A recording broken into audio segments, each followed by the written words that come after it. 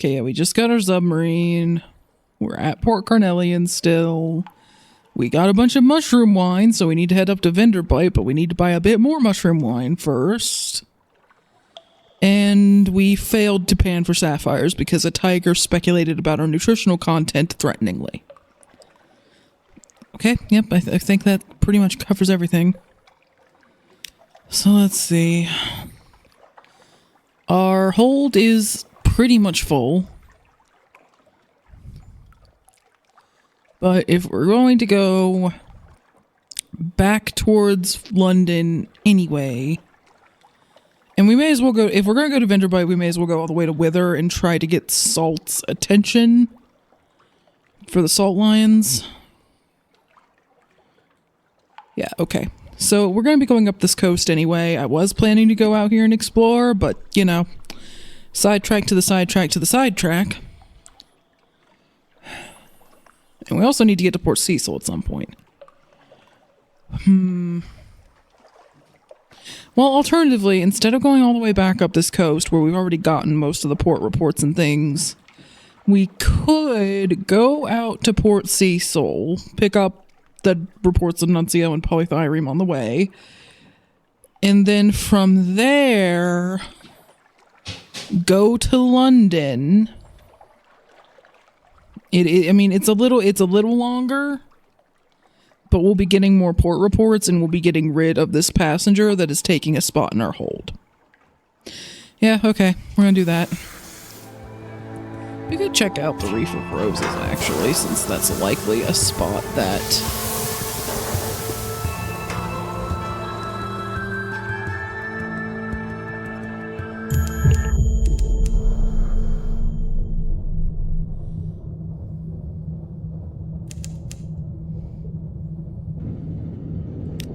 So as you can see, there's our O2. It is thankfully a pretty large meter, even from the distance I'm at. Rosegate. It's not so much a port as a shop with a dock. Colored ceiling lights shine onto display cases lining the walls. A large shop counter dominates the room. Cigars, ashtrays, guillotines, matches, and carved boxes are all for sale. Are the things that cut cigars really just called guillotines? I would figure they'd have a separate name, but I have no idea. Each step here transports you into a new realm. At one moment, the heady aroma of summer flowers, then the earthly fug of fungus, the bitter warmth of morning coffee, the sickening sweetness of sweat and midnight honey. Go away, we're closed. The crotchety tobacconist sits smoking behind the shop counter. The ashtray next to him is stacked with cigar butts. I cannot assist you until my apprentice returns. Well, where did this apprentice go? Sample a high-quality cigar. A rosewood box full of cigars sits on the counter. They smell of beeswax. Take a pamphlet. Neatly printed histories of the shop are stacked high on one of the display cases. Notice encourages visitors to take one. Okay, yep, that's a port report. Self-published plaudits. The pamphlet describes Rosegate as a cigar shop, with a factory on the upper floor. True. Here, they produce and sell unparalleled variety of cigars. Also true. The tobacconist is described as a world-renowned figure, respected for his dedication to his craft and the brilliance of his creative vision.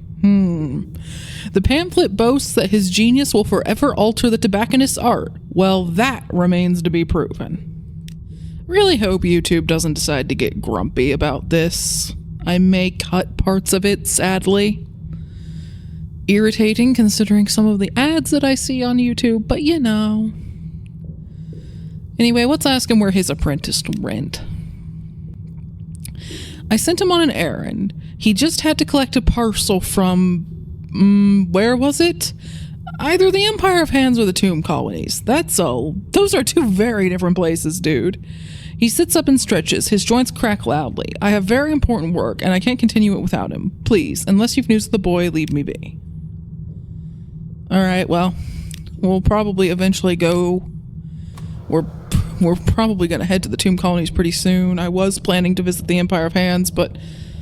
we'll probably eventually do that. Now, if I remember correctly... There are currents down here.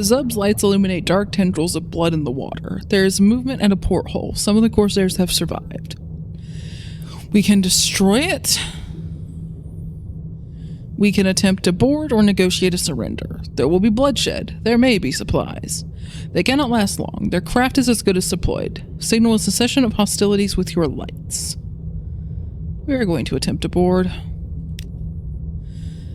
No mercy. A bright glow in the undergalley waxes and wanes erratically, but it is enough to guide you to their ship. The skirmish is brief. The Corsair swords swing slowly through the water. Your crew are quicker at cutting airlines. Their bodies are pulled down to the Z-bed by the weight of their suits. You begin to salvage supplies.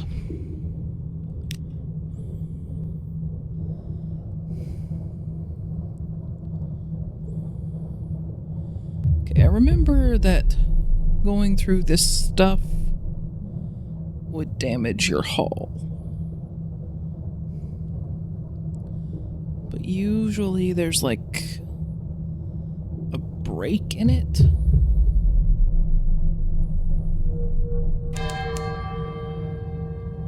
Usually. Yeah, there.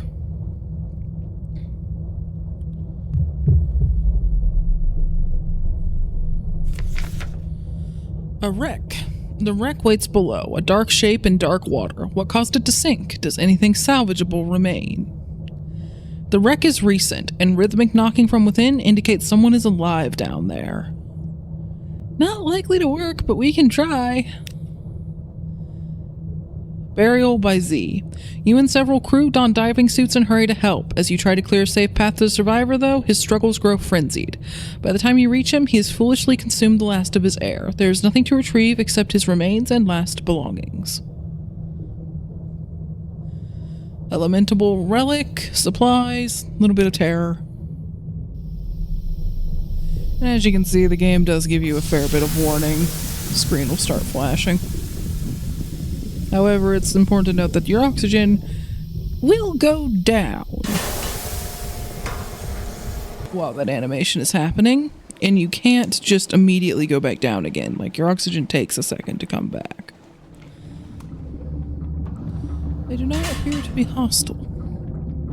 Surprisingly. That looks like a mine. Don't know if it'll actually hurt or not. Okay, hi, you've run into me. You are pushing us into the mine. Okay, now you're hostile? I am so confused right now. Oh, that was 13 damage. Yep, okay, we're out.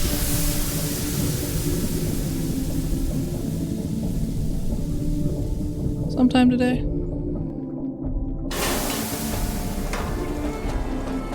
It was weird. They were not hostile, and then they were. And I don't know if, like, the game thought we rammed them, even though they ran into us, or what was the case there. But we're alright. We're just gonna go back to London the rest of the way on the surface, because we're not that far from it.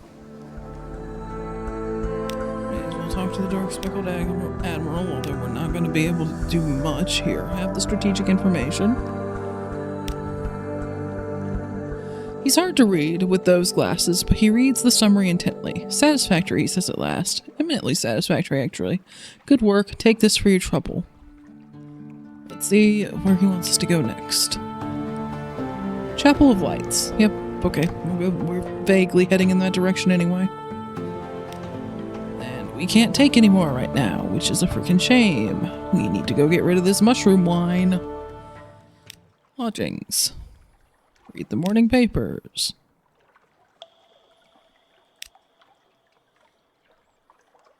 Time with family. Probably gonna go with Tales of Far Lands again. Yeah.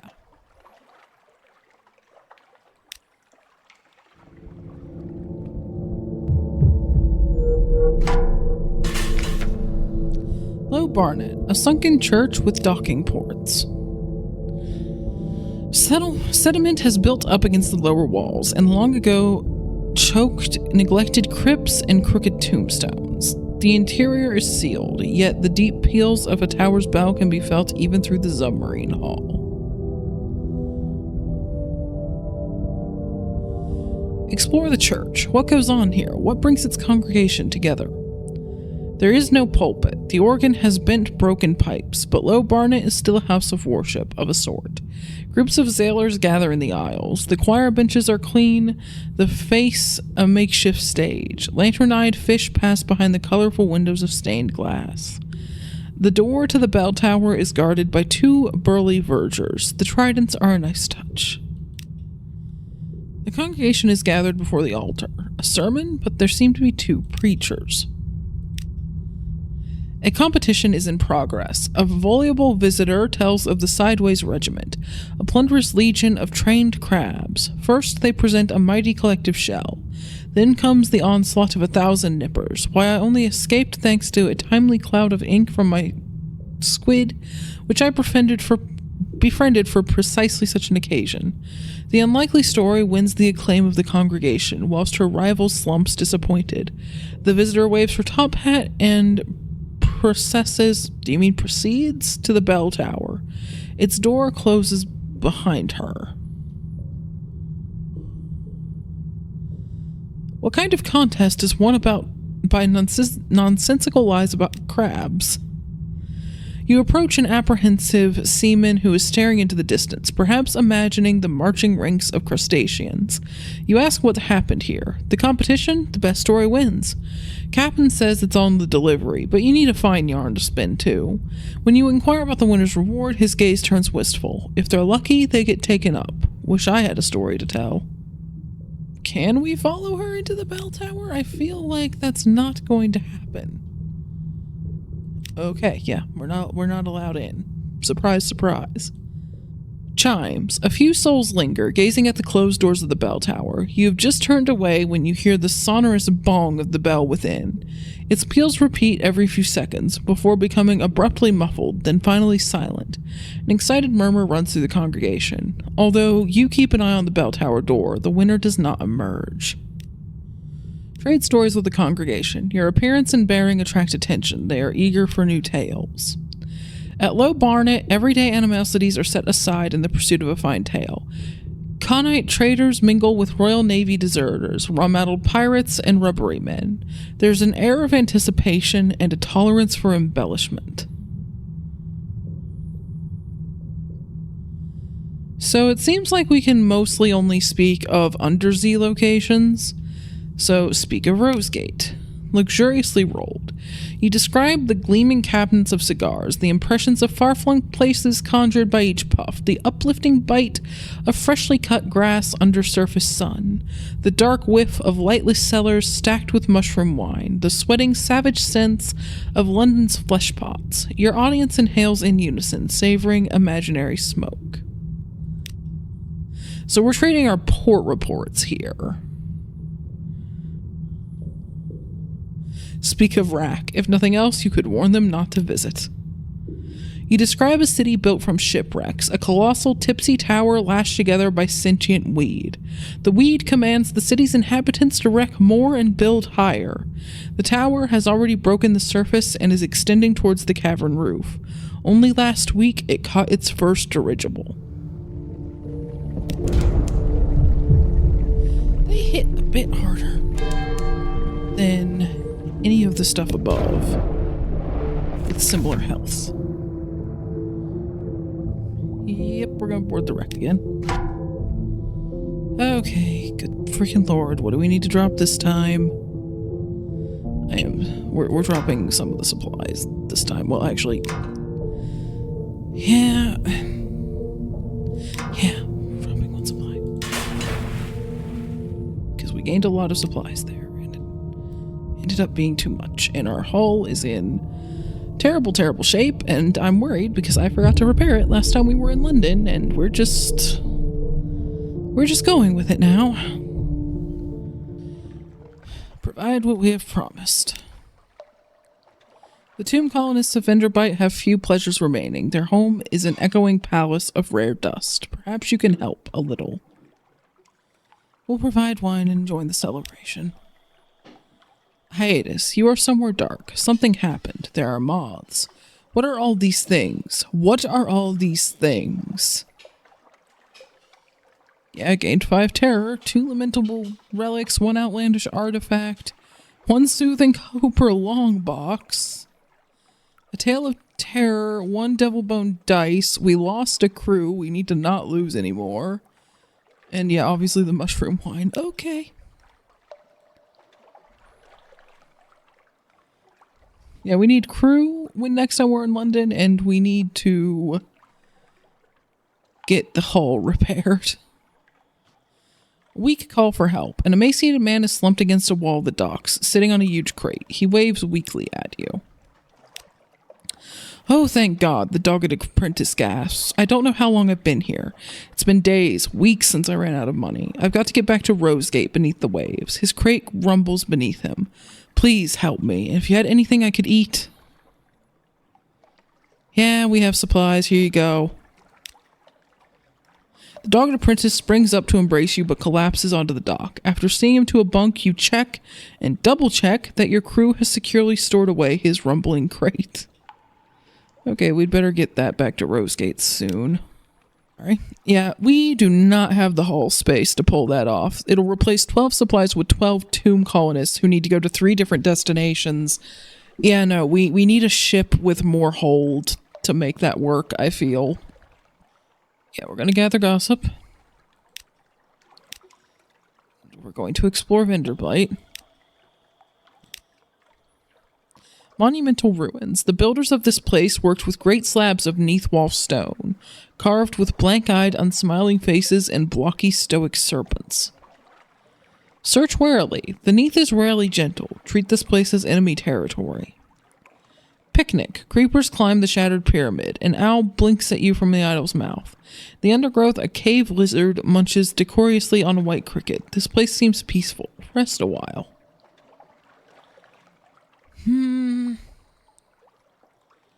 We're gonna try to search.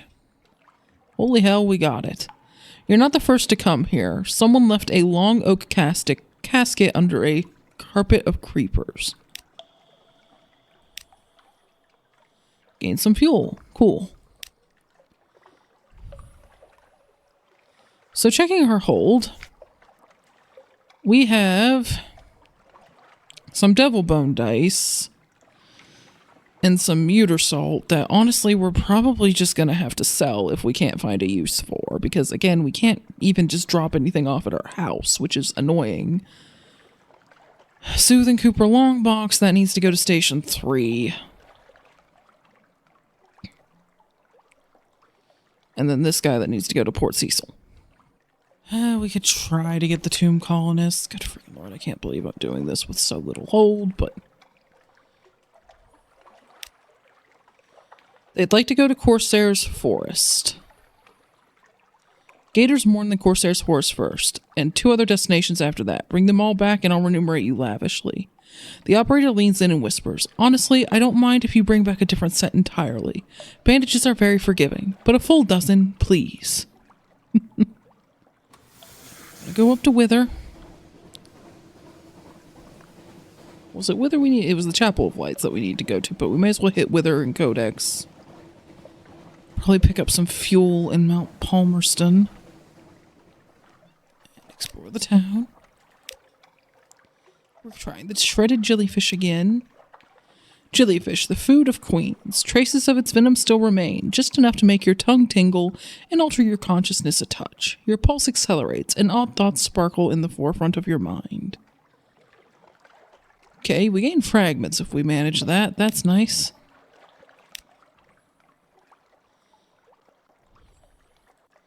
And the House of the Question. What do we need to gain Salt's attention? 10 echoes, a Z story, and a secret. Great. Of course we need the one that requires a frickin' secret. No echo. Your words sink into the silence like stones into quicksand. Here, the initiate listens, eyes closed, committing every detail to memory. Leave now. If you see where I write your story, it's the worst kind of luck. Right, we'll go to Codex to get the port report, because why not? And then we'll go to the Chapel of Lights to get their port report and the intel we need. We might pop up to Avid Horizon and then Mount Palmerston for fuel. And then we're going to have to head back to London to get stuff repaired, get some crew, and possibly get supplies. Very possibly get supplies. Because we lost a lot of them picking up all these tomb colonists. Agree to a damp request. Seeing your ship, a drowning approaches with a purpose. After a soggy exchange, it seems he seeks passage to the undersea spire of Scrimshander. Deal is struck. Few return from Scrimshander, not because of the danger, but because of the cost of leaving. Still, your guest promises compensation to cover the trip and your safe departure afterwards. How generous. And, of course, the crew ate right before we got to the frickin' Chapel of Lights. Well, guess what? That means we're waiting and getting it on the way back. Middle-aged woman in a veiled hat is staring at you, waiting for you to notice and listen to her. The Imperious Sister's Tale. She begins commandingly, as though you had met at a salon in London, as though there were no burning mountain at her back, and just as though you were socially just a little her inferior. Thank goodness, someone who might help me, she says. I've been searching everywhere. My brother is troubled, you see. Troubled by some past difficulties. I come to Mount Palmerston because I thought possibly they had his soul. She drops her voice to a whisper on the last words. But it isn't here, and now there's something else I must try, and you have a submarine. The woman is no longer exactly youthful, but she speaks passionately from under her veil. Perhaps she has studied heroines on the stage. I need help to be reconciled with my dear brother. She has a brother who is dear to her, a sensitive soul, very reserved. He used to work for the Admiralty. Something happened to distress him there. When I asked him about it, he said I had enough to worry about with my own concerns. My husband was ill at the time. But I could help him if he would only permit me to know his troubles. For, you know, she puts a hand on her heart, bearing one another's burdens is what makes us truly good. She tells you you'll need to go to Igul, the city of regrets, find her brother's regret, and return it to her. She will pay gladly. A shape hurries up the path to you. Excuse me, just a moment of your time. Zols, my friend, a masked figure entreats you. Zols. Do you have Zols? I miss them so. Let me pay you for them. We're going to refuse politely because we just don't have any souls. I see. I understand. Perhaps another time you'll bring me Zols. I might be here, or perhaps I will not. Okay, good to know.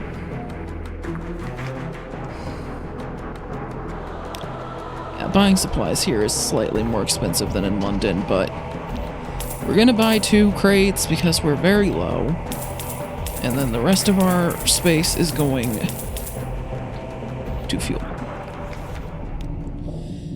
Anth. They call it the City of Flowers, but the flowers are crystals, spiral matrices grown on the walls of Anthian caves.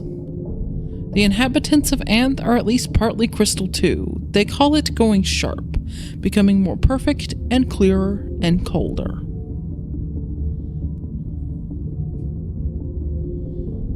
Study the chambers of Anth. Wander where you can. Gain a preliminary understanding of the place. Those who go sharp. The inhabitants of Anth go sharp. Not all at once, but piece by piece, they turn to crystal. They sort themselves by sharpness too. The sharp-handed cluster with others of their kind, ignoring the keen-footed and the brittle-waisted. To progress through Anth is to take on more and more of these attributes, to enter the deeper chambers restricted by sharp style. Though choose which chambers you would most like to discover. The Anthians speak of a woman named Rosina, dying of a curious disease and sequestered among the sharp-spleened.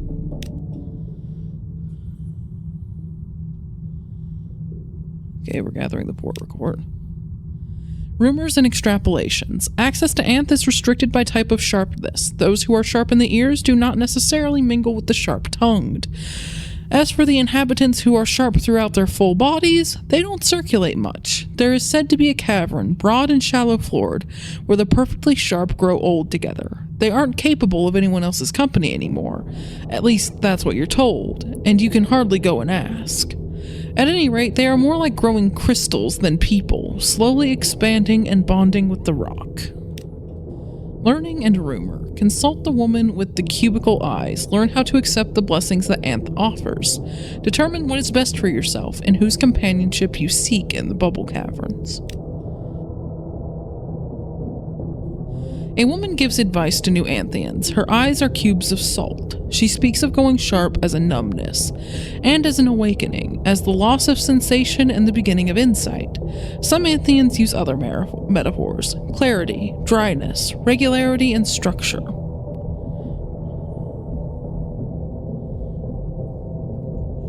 Cultivate the capacity for sharpness. It isn't easy to go sharp as the Antheans do, but most who come here find themselves desiring the condition sooner or later. Cultivate the capacity for sharpness through chemical means. Old logbooks record a preparation of minerals and salts that help the body convert. It is untested. We actually do have the ability to try that. Go sharpen the spleen, surrender your capacity for anger, join the society of diplomats, saints, and cold-blooded tyrants. Go sharpen the liver, take on a proud indifference to toxins, fraternize with spies, assassins, professional poisoners, and those who need to survive on strange diets. Let your lungs become a chamber of crystal. Breathe less often and more purely. Take on the companionship of divers, opera singers, coal miners, and producers of poisonous gas. Yeah, let's not go with that last one there. That seems awful. Undergo acumination of the tongue. Give up soft speech and slow words. Come to know poets, court jesters, liars, and artists in cipher. Mineralize your skeleton. Strength that cannot be seen is often the most praiseworthy. Walk among the laborers, the circus, strong women, the persons of iron will and unshakable integrity. Let your skin be clear as water and hard as armor. This is where the fighters are, and those who got tired of their scars, and the people too proud to hide anything about themselves. Okay, well, the spleen was where that one person was, so let's try that. The Venus Salon. Descend into the nth chamber reserved for those who flourish at the spleen. The stone of the chamber is veined with red. Some members of the Venus Salon wear clothes that reveal the midriff, so that one can see the telltale points of crystal form under their skin. It is a party game here to take turns reading aloud offensive letters to the London newspapers and insulting missives from home, and to compete at not caring in the least.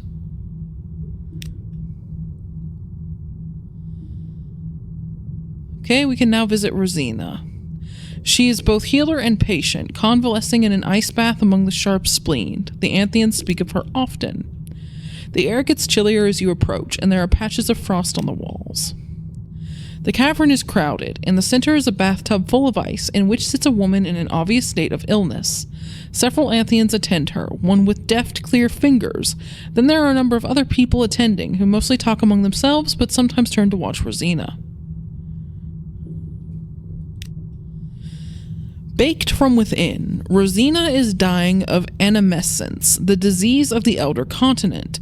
Any passion spreads the disease. She must, therefore, lie very still in an ice bath and think of things that do not interest her. Going sharp in the spleen protects her against the passions of anger, but other passions are still a danger. For a long time, she looked for a cure to the disease. Tradition ascribes healing features to certain poems, ointments, and postures of the body, but these only delay the gradual combustion.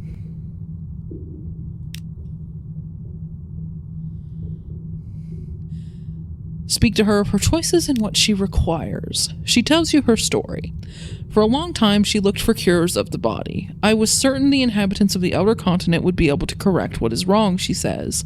But if they know how, they refuse to say. Now, I merely keep back the disease as long as I can, and seek cures of the sentiment instead. If I keep very calm, my symptoms subside. If you find anything in your travels, words of philosophy or guidance that might help me compose myself, bring them in. Okay, we need to go sharpen the tongue, but we actually do have what we would need for that because of our expertise in visage. I'm not going through all of the different things here. I'm just going to go through the ones that we could theoretically do right now.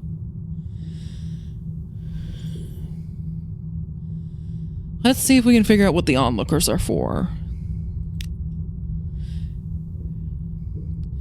carrion birds. You ask the onlookers directly. Conflagrity, said one, and titters. Another one curiously puts her hand on your forehead, as though to see whether you have a fever. It doesn't look like any of them have gone sharp at all. What are they doing here? I'm gonna just keep trying, game. You're not, like, giving me... Why is this even a roll if there's not a punishment for failing it? You put your question. Rosina glances over at the cluster of men and women. Her expression is blank. The emotion that ought to be there has been controlled or wiped away. There are certain idiotic sects, she says, people who want to suffer what I have. They follow me around, hoping to be infected by my conflagration. Well then. Yeah, the only one here that we really have is the one about visage. And we would need to go sharp in the tongue.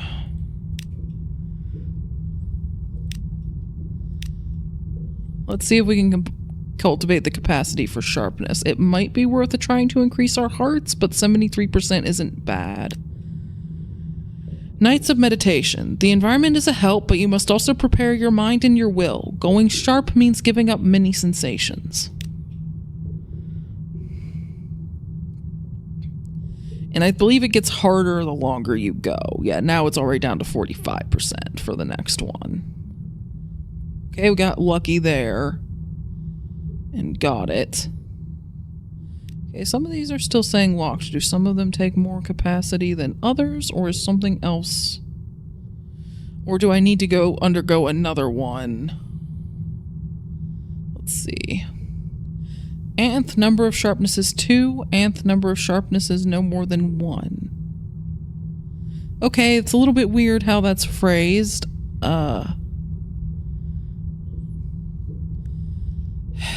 We can try to raise capacity again.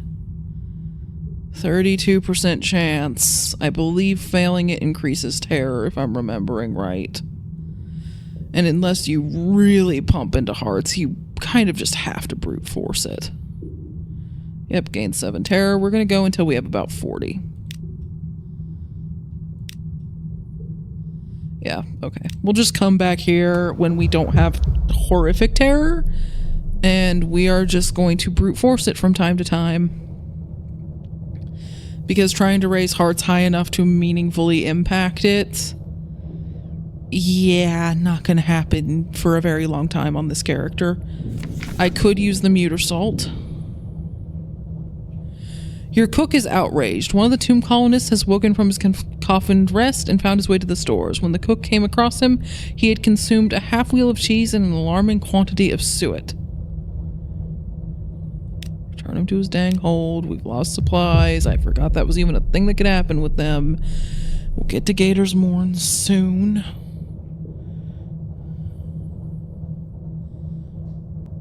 First, we're going to go to the Ragged Crow. Because we want to go to the Undercrow, which should be underneath that.